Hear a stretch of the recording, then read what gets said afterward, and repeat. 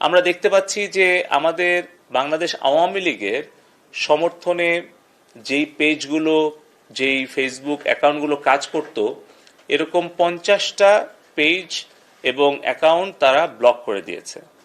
কিন্তু একই ধরনের কাজ বিএনপির ভেরিফাইড পেজ থেকে কিংবা বিএনপির যে সাজাপ্রাপ্ত সন্ত্রাসী তারেক জিয়া বিদেশ থেকে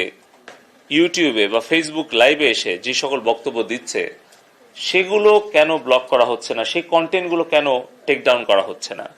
কিংবা যেগুলো চিলড্রেন অ্যাবিউজ কিংবা আপনার আমাদের নারীদের প্রতি যে আক্রমণ অথবা অগ্নিসংযোগ অথবা যে ধরনের সন্ত্রাস এবং হত্যাকাণ্ড আমাদের এই গত কিছুদিনে হলো